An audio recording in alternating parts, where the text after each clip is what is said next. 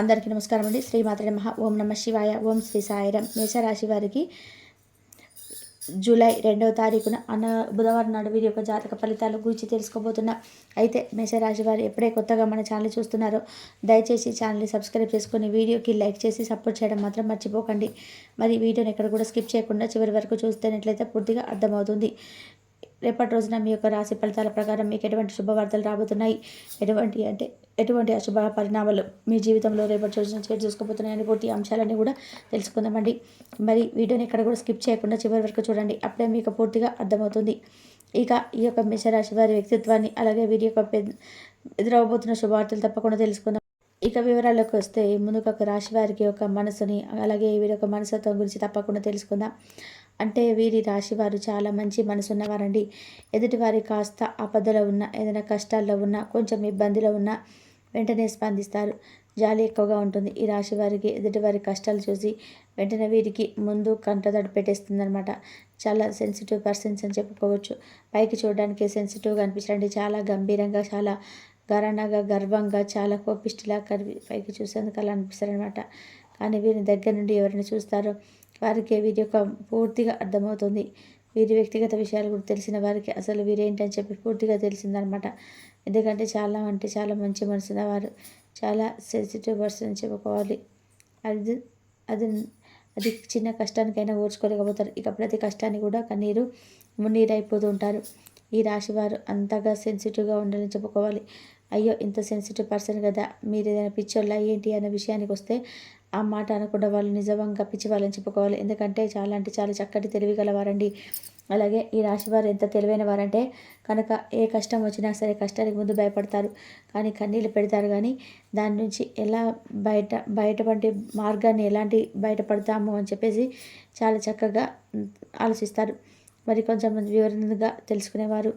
ఈ యొక్క రాశివారు మరెన్నో సమస్యలు, ఇబ్బందులు ఉంటాయంటే వీళ్ళకు ఒక సమస్యలను కనుక వచ్చిందనుకోండి, ఆ సమస్యను ఎట్లా పరిష్కరించుకోవాలి, ఆ సమస్య నుండి ఎలా బయటపడాలి అనేటువంటి ఒక ఆలోచనలు వీరు ఆలోచన ద్వారా కూడా వాళ్ళు చాలా స్ట్రైక్గా ఆలోచిస్తుంటారనమాట. ఏ విధంగా అయితే దొంగ మార్గాన ఈ మార్గాన పరిష్కారం అని కనుగొంటామని అసలు ఆలోచించరు. ఏదో ఒక విధంగా ఆ సమస్య నుంచి మీరు బయటపడాలి, న్యాయబద్ధంగా ఆ సమస్యను పరిష్కరించుకోవాలని రకమైన అయితే మీకు ఆలోచిస్తారు అని చెప్పుకోవచ్చు. అంత తెలివి కలవారని చెప్పి ఇలా తెలివిగా ఒకరికి 10 మంది సంప్రదిస్తారనమాట. వీరి సొంత నిర్ణయాల కంటే కూడా ముందు తల్లిదండ్రుల నిర్ణయాలు, కుటుంబ సభ్యుల నిర్ణయాలు, తోబుట్టువుల నిర్ణయాలు, ఆ తర్వాత బయట ఎవరికైనా తెలిసిన వాళ్ళు, మంచి వాళ్ళు చెప్పి నమ్మిన వాళ్ళు ఉంటారు కదా, అటువంటి మంచి నిర్ణయాలు తీసుకొని అడుగు ముందుకు వేసి ఆ కష్టం నుంచి బయటపడడానికి అన్ని రకాల పరిష్కార మార్గాలు అయితే దొరుకుతుంటాయి. కష్టం నుంచి చాలా సునాయాసంగా బయటపడతారని చెప్పుకోవాలి. ఏదైనప్పటికీ కూడాను మీ పనితీరు కానీ, మీ యొక్క మాటతీరు కానీ చాలా అందంగా ఉంటాయండి. ఇకపోతే వీరి యొక్క రాశి వారికి తగ్గట్టుగానే దైవబలం అనేది వీరు ఎక్కువగా ఉంటుంది. తెలివితేటలు ఎక్కువగా ఉంటాయి. ఏదైనా ఒక పని ఆ పనిని 100% సక్సెస్ఫుల్గా, కాస్త కూస్తో 100కి 200% సక్సెస్ఫుల్గా అయితే పని టైంకి పని చేస్తారు. ఇక ఇన్ టైంలోనే కంప్లీట్ చేస్తారు. ఇక విరుదైన ఒక పనిని చేస్తే ఖచ్చితంగా ఆ పని గురించి 10 మంది కూడా చాలా గొప్పగా పొగిడే విధంగా అంత గొప్పగా పని పూర్తి చేస్తారు. అంత టాలెంట్ పర్సెంట్ అని ఇక ఏ వృత్తిలో వీరికంటూ ప్రత్యేకత, మంచి గుర్తింపు అయితే ఈ రాశి వారు ఎక్కడున్నా సరే పలానా వాళ్ళు ఇలా చేస్తారని చెప్పి ఒక ప్రత్యేకమైనటువంటి దాగి ఉంటుంది. ఇక అలాగే ఈ ప్రత్యేకంగా తెలుసుకోవాలని చెప్పి చాలామంది వీరిలో ఎన్నో రకాలుగా ప్రయత్నాలు వీరిని అడిగి తెలుసుకొని మరి వీరిని ఏ విధంగా వీరికి సలహా ఇలా చేయడానికి ఎలా సాధ్యమని అంతగా వీరైతే చాలా తెలివితేటలు కలిగి ఉంటారు. మంచి గుర్తింపు కూడా తెచ్చుకుంటారు.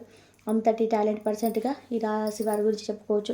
అయితే ఇక మీరు నమ్మకస్తులనే విషయానికి వస్తే కనుక ఈ రాశి వారికి ఏదైనా కానీ ఒక మాట చెప్పి, ఈ మాట మీకు నాకు మధ్యనే ఉండాలి, ఎవరి మధ్య ఉండకూడదని, ఒకరి దగ్గరికి వెళ్ళకూడదని చెప్పి మనం వారి దగ్గర మాట తీసుకుంటే చనిపోయేంత వరకు కూడా ఆ మాట ఆ మూడో వ్యక్తి దగ్గరికి వెళ్ళిపోదండి. ఆ మాట అంత నమ్మకస్తులుగా వీరు పరిగణిస్తారు. ఇక ముఖ్యంగా ఈ రాశి వారు చాలా సెన్సిటివ్ పర్సన్స్ అని చెప్పుకోవచ్చండి. అంటే ఏదైనా ఒక విషయాన్ని వీరు చాలా వరకు కూడా ఆందోళనకు గురవుతుంటారు. ఆ విషయాన్ని చాలా సెన్సిటివ్గా చెప్పుకుంటూ ఉంటారనమాట. తల్లిదండ్రులకి ఏదైనా కానీ కష్టం వచ్చినా, లేదంటే తోబుట్టువులకి ఏదైనా బాధ వచ్చినా పక్కన తోబుట్టువుల సంగతి పక్కన పెడితే వీరి వంతు సహాయాన్ని వీరు ఎప్పటికప్పుడు చేసేస్తుంటారు. అలాగే తల్లిదండ్రులు ఏ కష్టం లేకుండా చూస్తారు. తోబుట్టువులు ఆపదలో ఉంటే తోబుట్టువులకు అనేక రకాల సలహాలు ఇచ్చి వారికి ఒక స్థానాన్ని ఏర్పాటు చేసి వారికి ఏదైనా ఒక పని చూపించి వారిని కూడా కష్టం నుంచి బయటపడేసే మార్గాలను వేదిక పెట్టి మరి చూపిస్తారు. ఇక అలాగే ఈ రాశి వారికి దైవభక్తి కూడా చాలా ఎక్కువగా ఉంటుందండి. వీరితో కొంచెం సేపు మాట్లాడితే వీరి యొక్క మాట తీరు కూడా చాలా ఆకర్షణీయంగా ఉంటుంది. వీరు చూడడానికి కూడా చాలా అందంగా ఉంటారు. చక్కటి రంగు ఉంటుంది. అలాగే మంచి ఆకర్షణీయమైనటువంటి మంచి మనసే కాకుండా మంచి మాట తీరు కూడా వీరికి సొంతమని చెప్పుకోవచ్చు. ఆడవాళ్ళైనా కానీ మగవాళ్ళైనా కానివ్వండి చక్కగా ఆకర్షణీయంగా ఉంటారు.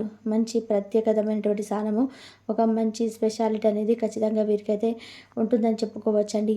అంతేకాకుండా వివిధ ఒక విధమైనటువంటి ఆకర్షణీయమైన రూపంతో పాటు మంచి తెలివితేటలు సుఖతరంగా ఉంటాయి. అలాగే ఎప్పుడు కూడా కష్టాలు ఎక్కువగా ఉంటాయి.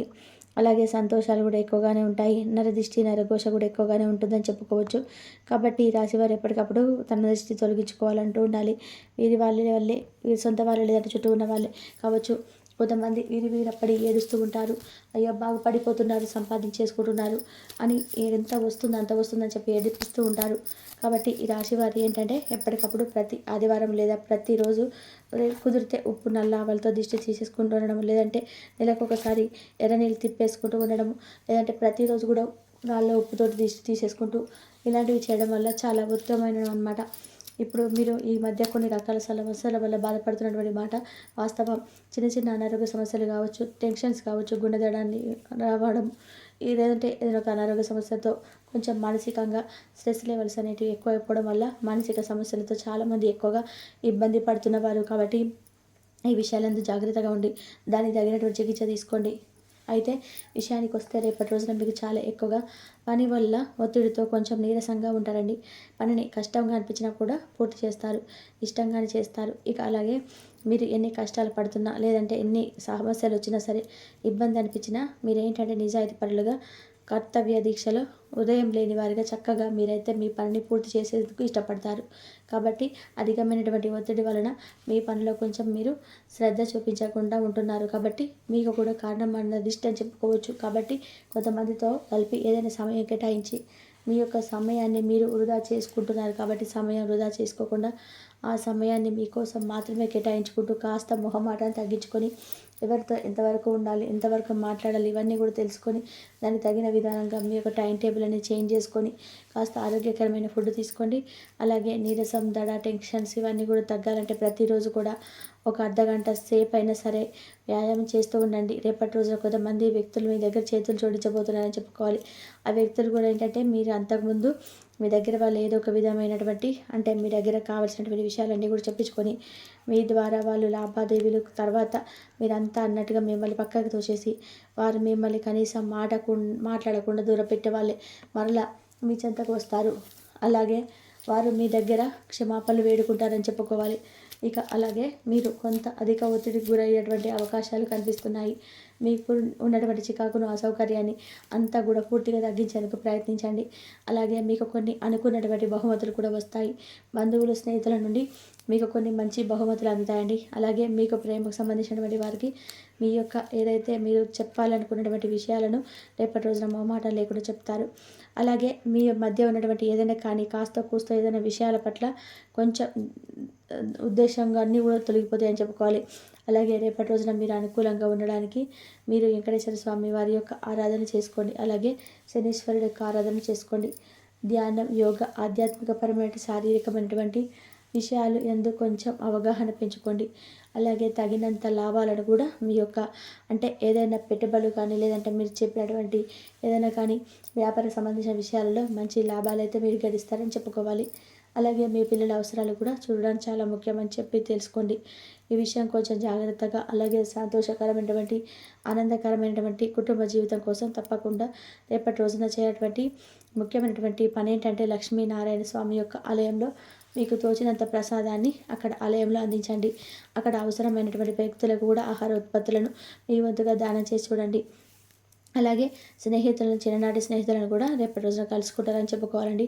వారితో కలిసి చాలా విషయాలు మీరంటే మీ మనసులో ఉన్న ప్రతి విషయాలు కూడా వారితో పంచుకోవడం కూడా జరుగుతుంది. అలాగే ఏదైనా కానీ మంచి చెడుల గురించి కొంచెం మీరు వాళ్ళకి సలహాలు ఇవ్వడము, వారి ద్వారా మీరు సలహాలు పొందడము ఇటువంటివి కూడా జరుగుతాయి. రిలాక్స్ అవ్వడానికి మీ దగ్గర స్నేహితులతో కొంతసేపు చాలా ఎక్కువ గడపడానికి మీరైతే ప్రయత్నిస్తారు. అలాగే మీరు డబ్బును ఇతర ప్రదేశాల్లో స్థలాల మీద పెట్టుబడి పెట్టి ఉంటే కనుక ఈరోజు అమ్ముడుపోతాయని చెప్పుకోవచ్చండి. దానివల్ల మీకు మంచి లాభాలు కూడా వస్తాయి. స్నేహితుల కుటుంబ సభ్యులు మీకు ఈ సమయంలో చాలా బాగా ఏదైనా కానీ